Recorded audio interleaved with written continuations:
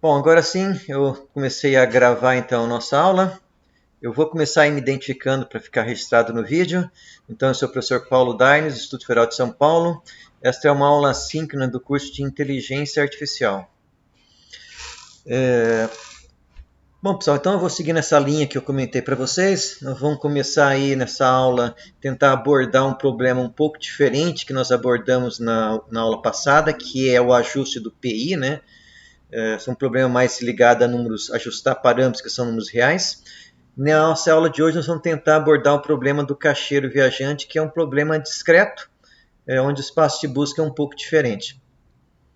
Então, eu vou começar compartilhando a minha tela, mas, como sempre, né, a qualquer momento aí que vocês tiverem alguma pergunta, algum comentário, fiquem à vontade aí para estar fazendo, certo? Tudo certo com o compartilhamento?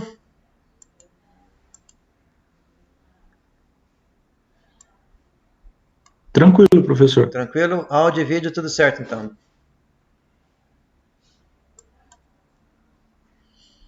Tudo Sim. certo. Tá, joia. Bom, antes de começar aqui nos slides, deixa eu ir para o Moodle, mostrar que eu inseri mais algumas coisas. Então, aqui dentro da aba de computação evolutiva, né, nós já vimos aqui a aula 1, aula 2, e que na aula 3 tem os slides que eu coloquei não faz muito tempo, certo? Nós tínhamos aqui um conjunto de programas que era referente ao ajuste do controle PI aplicado a um motor de corrente contínua. Eu coloquei mais um conjunto aqui que está aplicado ao problema do caixeiro viajante. Tem vários que têm a mesma denominação, mas eu coloquei uma versão 2 aqui para diferenciar do outro algoritmo. Certo? Então temos dois conjuntos aí de algoritmos, um para resolver o problema do PI, o outro para resolver esse problema do chamado caixeiro viajante. Na sequência, vem aí as nossas aulas gravadas, né? Então, nós temos aí, eu separei a aula passada em 3 vídeos, para não ficar muito longo. E a primeira aula, nós tínhamos um vídeo só, porque nem toda a aula foi gravada. Então, aqui a primeira aula e a segunda separada em 3 vídeos. E por último aí, a nossa bibliografia, certo? A aula de hoje, depois que eu processar, eu vou estar, então, também colocando um link aqui na sequência. Tá joia, pessoal? Então, tem mais alguns algoritmos aí. E mais os slides da aula de hoje que foram anexados aí faz pouco tempo. Vamos então agora para os slides. Então, essa é a nossa terceira aula, né? Bom, então, nessa nossa aula aí sobre algoritmos genéticos, algoritmos evolutivos, nós vamos abordar o problema do caixeiro viajante, certo? Vamos ver como que nós podemos representar esse problema, discutir um pouco também do espaço de busca, a função de adaptação para esse problema, o fitness, e os operadores que nós vamos aplicar aí no processo de otimização, certo? Inicialização, genéticos de seleção, discutir também índice de diversidade e os critérios de parado. Bom, então para criar esse problema, eu criei um plano aqui que vai de 100 por 100, certo? Podemos colocar qualquer unidade aí, quilômetro, né? Então, nesse plano, eu inicializei de forma totalmente aleatória 20 pontos. Cada ponto representa uma cidade, certo? E o objetivo do problema é achar uma solução que passe uma única vez por todas as cidades, no menor caminho possível. Bom, a distância aqui entre as cidades, eu não coloquei, eu considerei que são retas, certo? Nós poderíamos ter pego um mapa de verdade, colocado cidades de um estado, por exemplo, ido lá e medido, né, ou pegado alguma informação de qual é a distância entre cada cidade, que necessariamente pode não ser uma reta, né? Mas para não perder muito tempo com isso, eu simplesmente fiz um programa que gerava essas cidades de forma aleatória e considerei a distância entre as cidades sendo retas realmente. certo? Para facilitar aí não perder muito tempo. Mas nós poderíamos, como eu comentei, pegar um mapa real, pegar cidades, pegar a informação das distâncias entre as cidades e preencher aí para gerar o nosso problema aí, certo?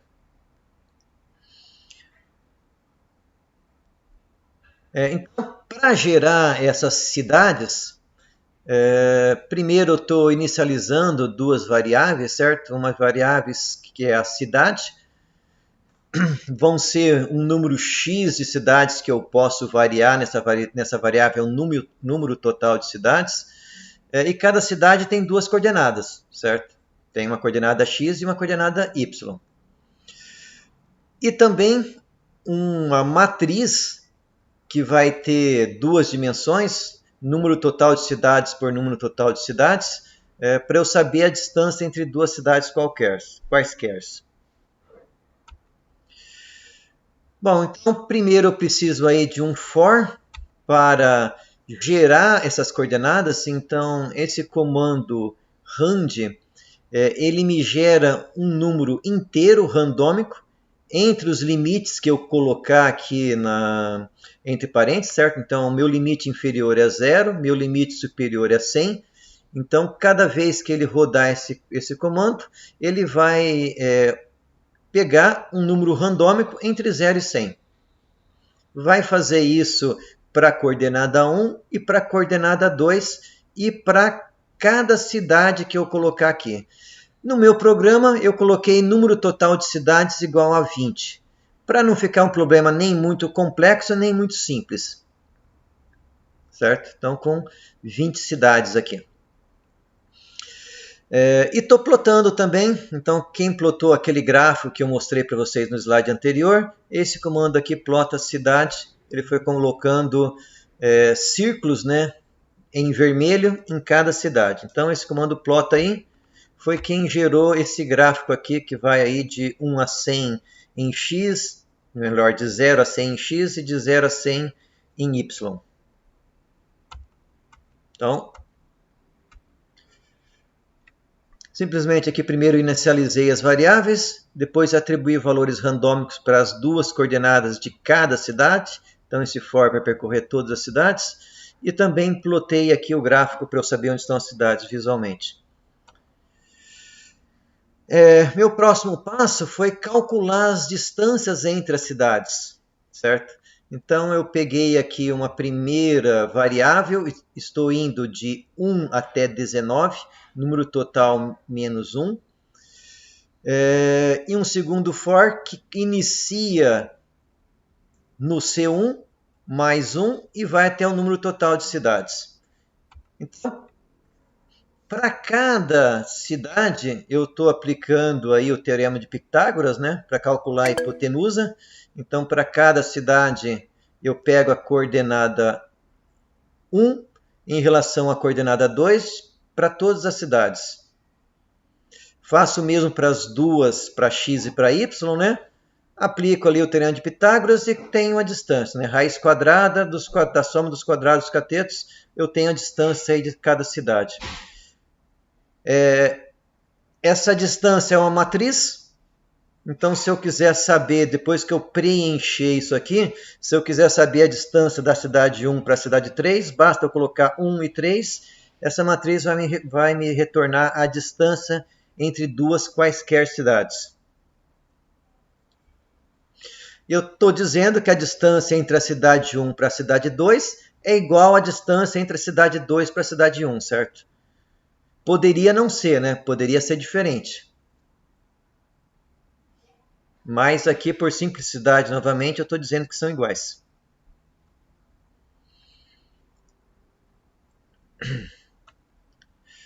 Bom, então, foi dessa forma que eu representei aqui o meu problema, né? 20 cidades, onde eu conheço as distâncias entre quaisquer duas cidades. E essa distância sempre é uma reta.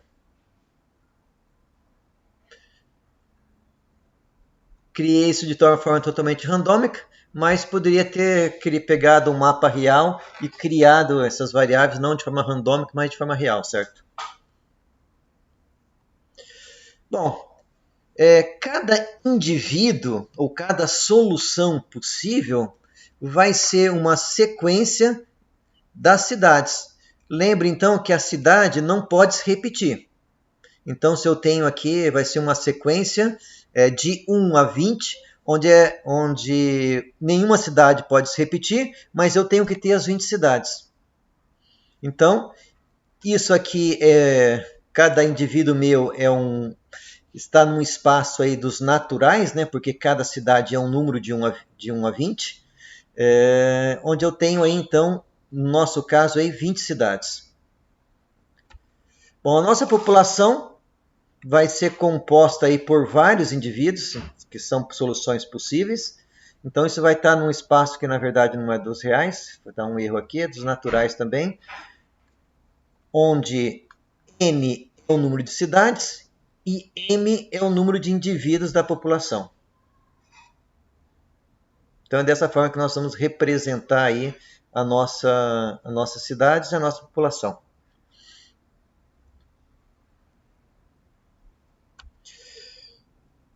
Bom, qual que é o nosso espaço de busca? Qualquer combinação que tenha todas as cidades sem repetição, em qualquer sequência, certo? Bom, a quantidade de soluções possíveis para esse problema é n fatorial. Então eu vou, para a gente ver isso rapidamente, vou pegar aqui a calculadora. Cadê a calculadora aqui? Eu estou fazendo um problema com 20, n 20 fatorial. Existe aqui, já perdi a conta. Milhão, bilhão, trilhão, quadrilhão. Existe mais de 2 quinqualhões de soluções possíveis para esse problema. Se eu quiser testar todas, vai ficar difícil. 20 fatorial dá um número bem grande.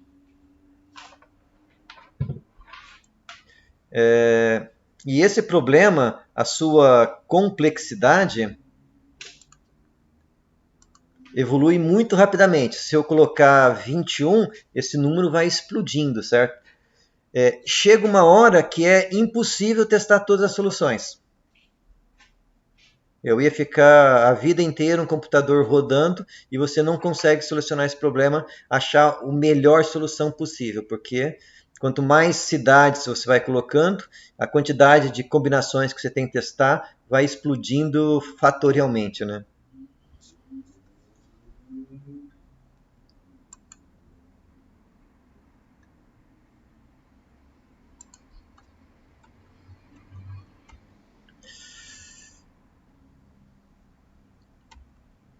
Bom, então, para gerar a minha população, eu estou, então, primeiro, zerando aí, criando um vetor. Isso aqui é um único indivíduo, né? Que é um vetor com 20 elementos. Então, o número total de cidades eu defini como 20. Podia ter colocado outro valor, certo? Mas, nesse caso aqui, é um vetor com 20 elementos. A minha população vai ser, se não me engano, eu selecionei 100 indivíduos.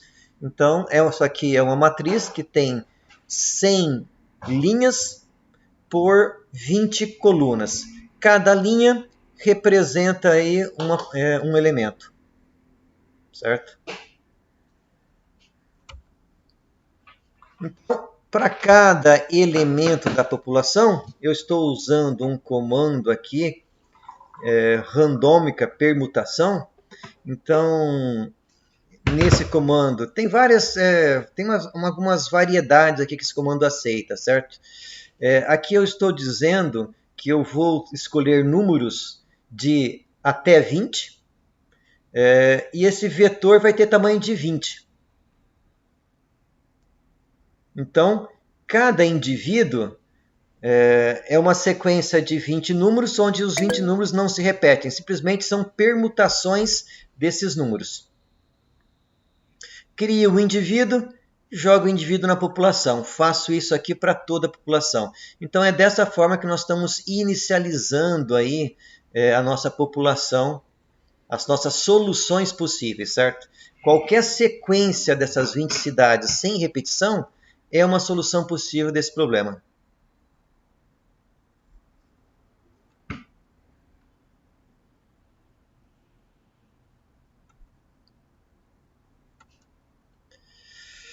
Bom, como que nós vamos calcular aí o quanto uma solução é boa ou não, certo? Então, primeira coisa que nós vamos fazer nesse caso, nós vamos calcular para cada indivíduo qual que é a distância percorrida. Ou seja, eu tenho uma lista de 20 cidades. Eu vou aqui, pego a distância entre a cidade 1 e 2, a distância entre cidade 2 e 3.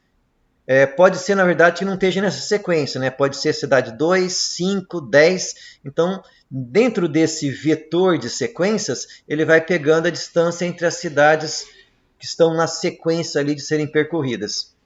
Faz isso da 1 até o último elemento. No final, ele pega também a distância do último elemento para o primeiro, ou seja, é um caminho fechado.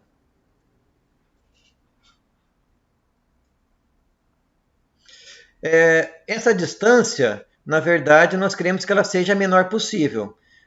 Assim, para que o fitness seja quanto maior, melhor, eu tenho que pegar o fitness como o inverso da distância. Certo? Conceitualmente, aí, os algoritmos genéticos trabalham de tal forma que o fitness sempre seja maior para o melhor elemento.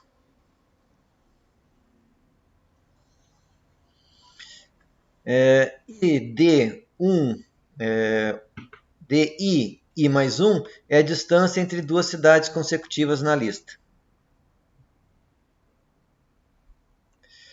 Bom, como nós fizemos isso aqui, então eu começo dizendo que a distância total é 0.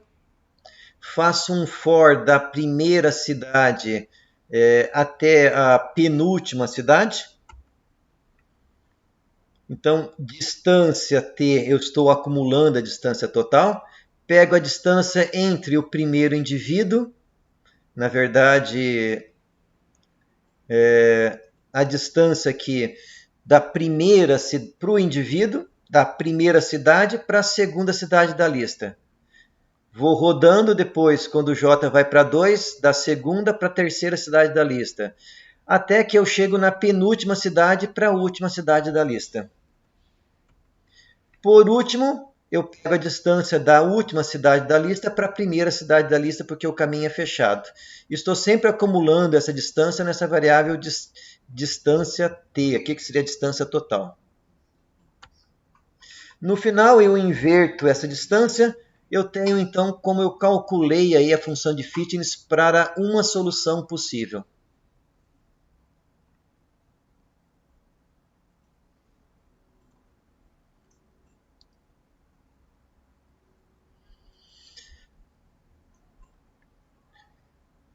Bom, nós vamos ver então como que nós vamos aplicar os operadores aí, certo? Então nós temos operadores. Até aqui então foi para dimensionar o meu problema, né? Como eu represento e como eu calculo aí o quanto o indivíduo é melhor que o outro. Agora aqui é sim que nós vamos entrar no algoritmo genético em si.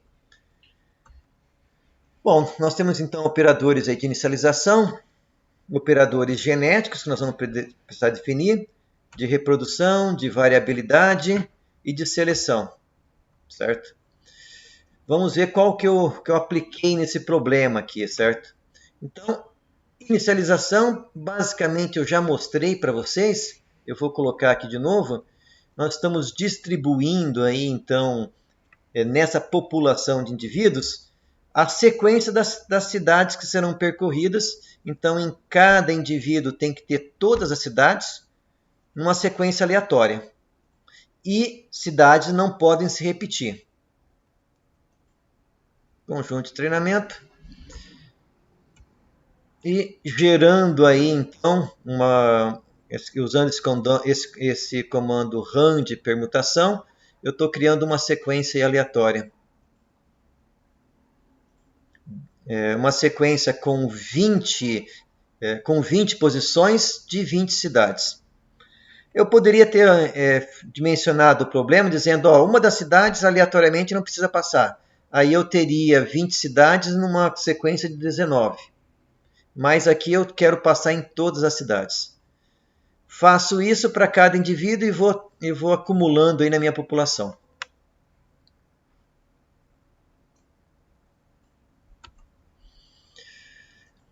Bom, eu não consegui pensar em nenhum tipo de operador que usasse reprodução chamada sexuada, né? Onde a partir de duas soluções eu gere uma terceira. Eu pensei um pouquinho nesse tipo e para esse problema específico eu não vi um modo de fazer isso. Mas eu usei mutação. Então, eu tenho um indivíduo e a partir desse indivíduo eu quero gerar um próximo, o que eu fiz foi escolher de forma aleatória duas cidades na lista e fazer um swap, né, entre essas duas posições. Então eu inverto a sequência, pego uma cidade, escolho duas, né, e inverto a posição dessas duas cidades na lista, na sequência.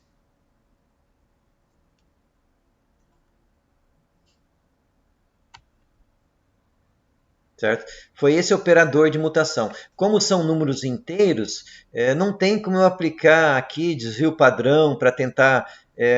tem que ser uma sequência de números inteiros, então a única coisa que eu consegui aqui fazer de operador foi esse de mutação. Então, cada nova geração é gerada a partir da primeira população, sempre permutando aí duas cidades do indivíduo, sorteadas de forma aleatória. Então, eu estou aqui então usando um comando rand e esse comando então ele seleciona, ele gera um número randômico inteiro entre 1 e um número total, que no nosso caso é 20. Então esse J1 vai ter um número de 1 a 20, o J2 também um número de 1 a 20.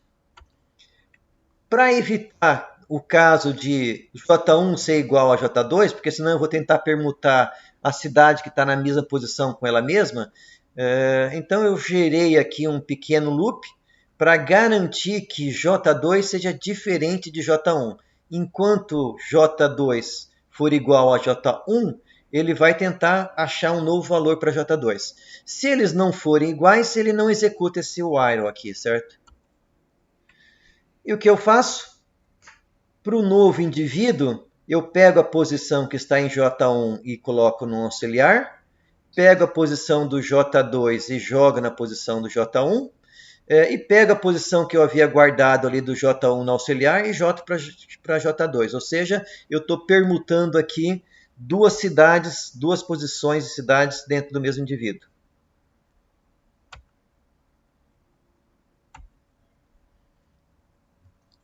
Como operador de seleção, eu estou utilizando aí, tem várias opções, né? Eu vou utilizar o operador de torneio. Então esses operadores de seleção eles podem ser utilizados para selecionar casais e também para selecionar indivíduos para a próxima geração. Como eu não estou aplicando nenhum operador para selecionar casais, eu vou aplicar minha seleção somente para selecionar os indivíduos da próxima seleção, da próxima geração. Eu optei por utilizar a chamada aí de torneio. Então, o que eu faço? Essa seleção por torneio, nós selecionamos um subgrupo dentro da minha população para fazer uma disputa. Então, dentro desse subgrupo, eu vou escolher o indivíduo que tiver o maior fitness, certo? Então, eu tenho uma população aqui que vai até 100. Eu estou escolhendo, se não lembro bem o valor, se é 8 ou é 5, um subgrupo com 8, 5 elementos. Aí, dentro desse subgrupo, eu escolho o que tem maior fitness. Então eu seleciono então o que tem maior fitness dentro desse subgrupo.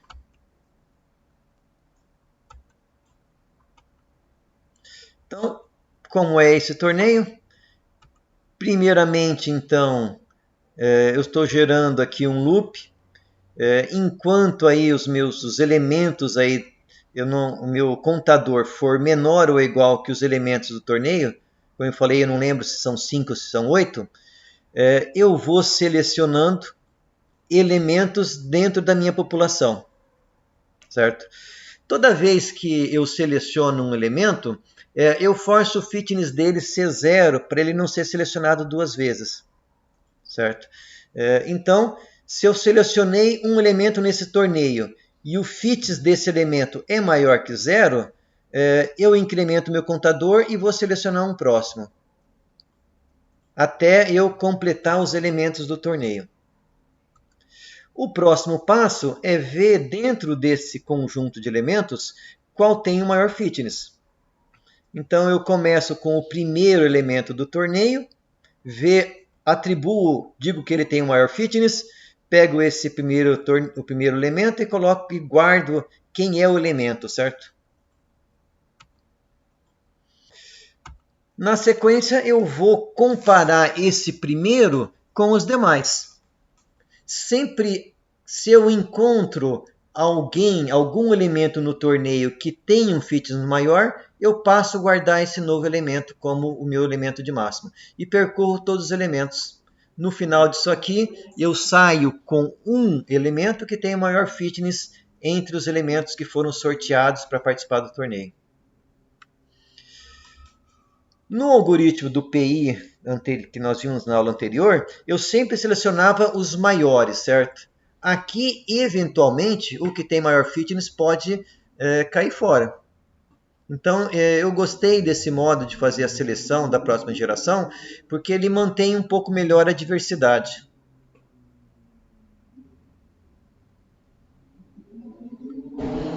Bom, critérios de parada. Eu posso utilizar como critério atingir um valor determinado de fitness. Como eu já comentei, esse comentário continua válido, né? Isso pode ser que nunca ocorra.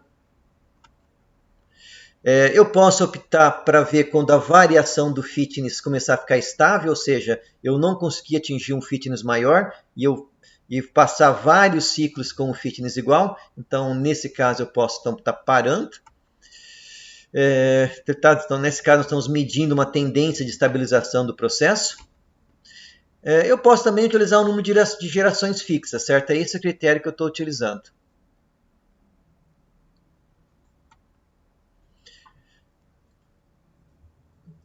Eu posso também utilizar algum índice de diversidade, né? Como critério de parada.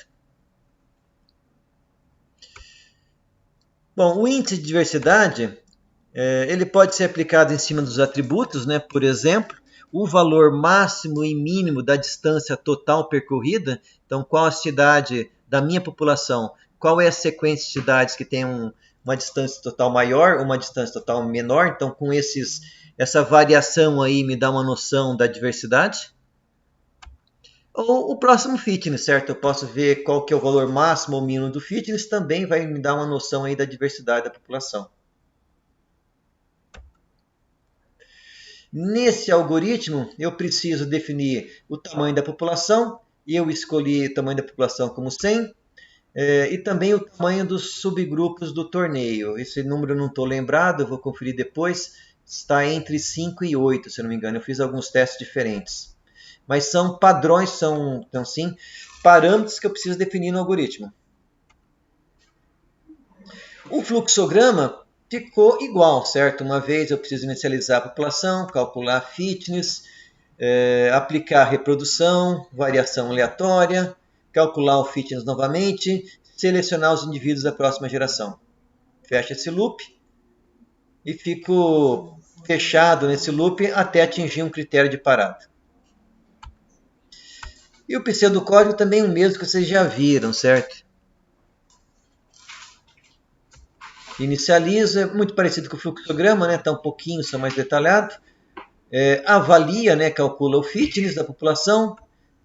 inicializo um contador, vou fazer esse loop enquanto a condição de parada não for satisfeita, seleciono indivíduos, aplico variações para obter a próxima população, aplico variações, calculo o fitness, incremento meu contador e fico preso nesse loop até que a condição de parada seja satisfeita. Bom, aqui opa, faltou aí. Vou fazer uma coisa antes que eu esqueça.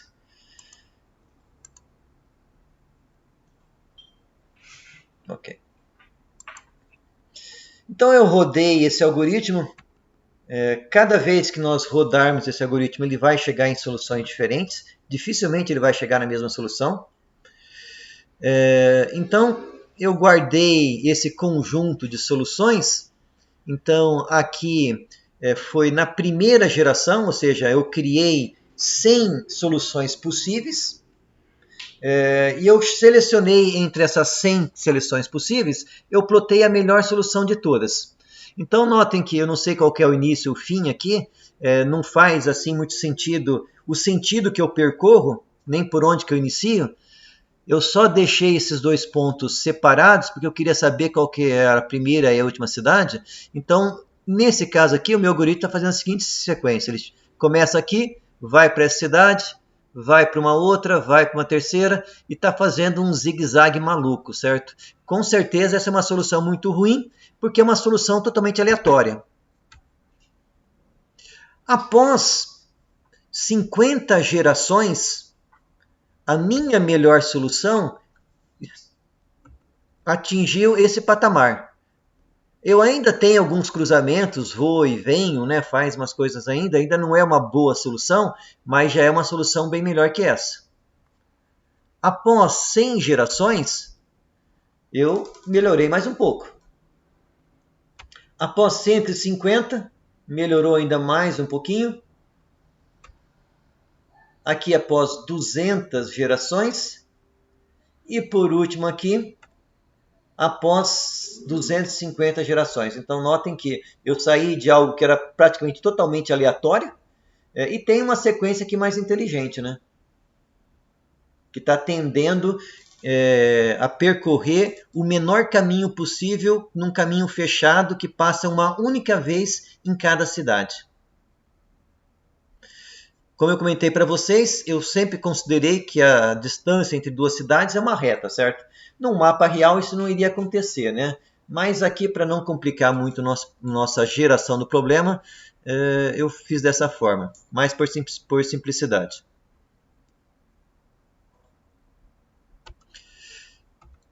E aqui um gráfico do fitness, como ele foi evoluindo. Então eu tenho aqui o fitness do melhor elemento por geração, né? O fitness do melhor elemento, do pior elemento e um valor médio aqui do fitness. Então isso me dá uma noção de diversidade e me mostra que eu consegui manter uma diversidade boa aí ao longo da solução. Por que é bom ter diversidade? Porque eventualmente eu posso ficar preso, como eu comentei, num mínimo local, certo? Numa região que não chegue numa boa solução e eu não consiga sair. Se eu tenho diversidade, eventualmente eu encontro numa outra região mais promissora. A distância, então no início ali, aquela primeira sequência, eu era percorrido quase 800 unidades, e com o passar aí das gerações, essa distância foi diminuindo para a melhor solução. Em alguns momentos ela piorou um pouquinho, então você nota que aqui tem uma pequena piora, depois ele voltou a melhorar. E rodando esse algoritmo várias vezes, a melhor solução que eu encontrei foi em torno de 420. Bom, eu vou rodar o MATLAB para a gente tentar ver aí, entender um pouquinho como o programa funciona. Eu vou deixar esse slide aqui para depois, então.